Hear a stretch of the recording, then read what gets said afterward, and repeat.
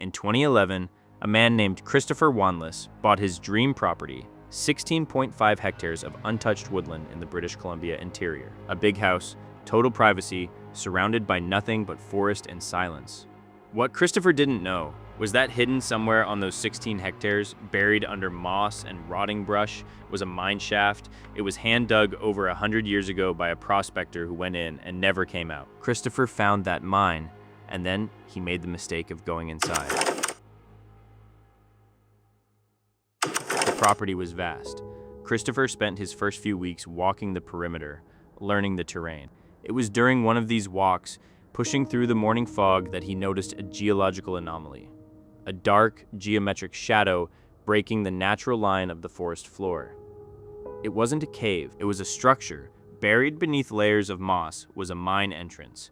The timber framing was rotted but intact. Douglas fir, hand-hewn. The mouth was roughly 5 feet tall, too small for industrial machines. This was a wildcat shaft, dug by an independent prospector who answered to no one. Legally, this was a liability. British Columbia's Mines Act places the burden of safety on the current owner. Christopher knew he should board it up. But psychologically, old mines are irresistible. It's the Indiana Jones effect. He returned to the house, grabbed a heavy-duty flashlight, and told himself he'd just take a quick look. 10 minutes, tops. He had no way of knowing what the mine had preserved. The moment he crossed the threshold, the temperature plummeted.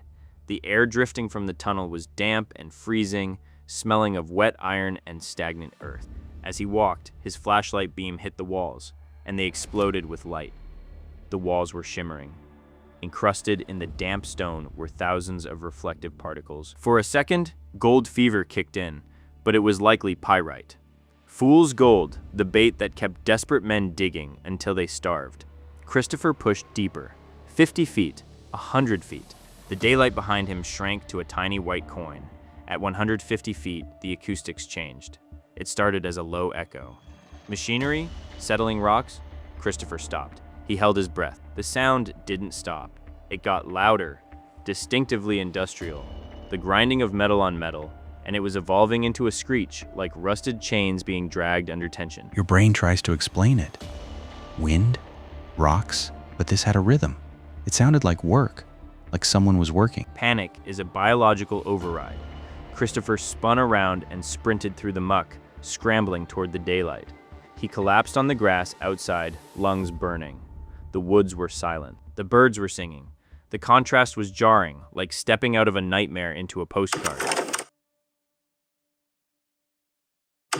Desperate for a rational explanation, Christopher called the local real estate agent, Mr. Rudolph. He needed to know if the mine was mapped or connected to active machinery nearby. Rudolph confirmed the shaft was unregistered. A ghost mine. They entered together.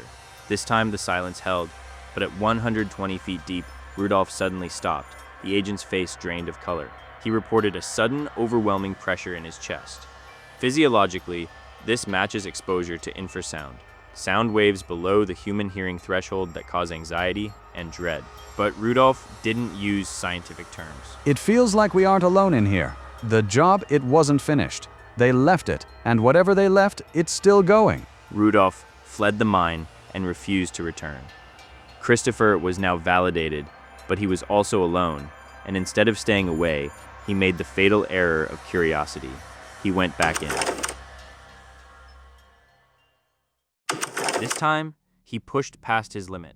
200 feet, 300, the tool marks on the walls became erratic, chaotic gouges, as if the digger had abandoned technique and was simply clawing at the earth. At 600 feet, the tunnel ended, not at a rock face, but at a door. A crude wooden barrier, warped by humidity, 600 feet underground. Christopher pushed it open. Behind it was a small chamber, a living quarter. The beam swept over a scene frozen in time, a rusted bedspring, shattered glass. Tin cans. Someone had lived down here.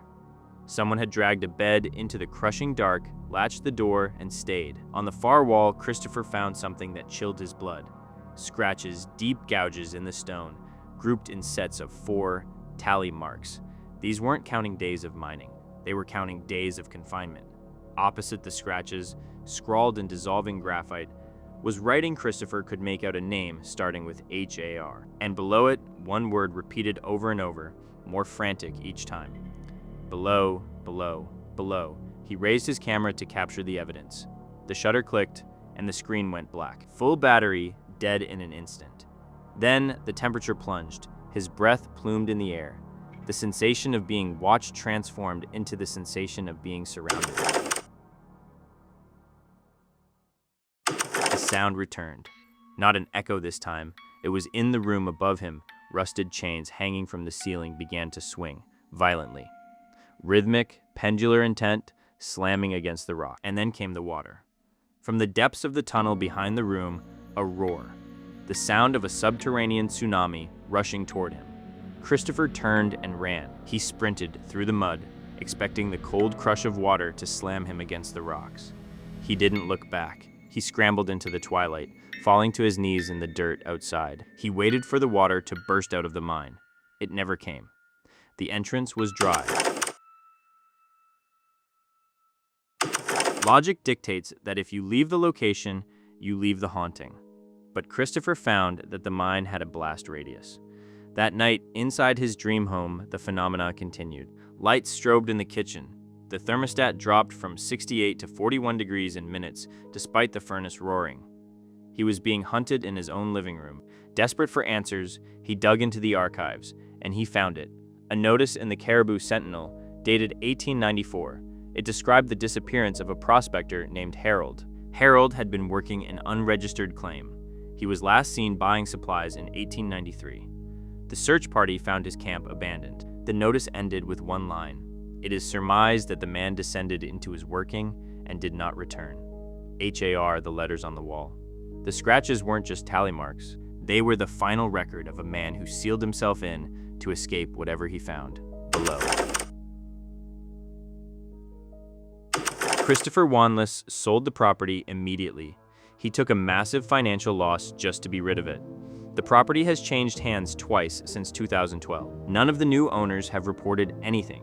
Whether they found the entrance or whether they opened the door is unknown. Christopher currently lives in Vancouver. He refuses to go back to the interior. But he gave one final statement. I don't talk about the mine, but sometimes late at night I hear it. That rhythm, that grinding.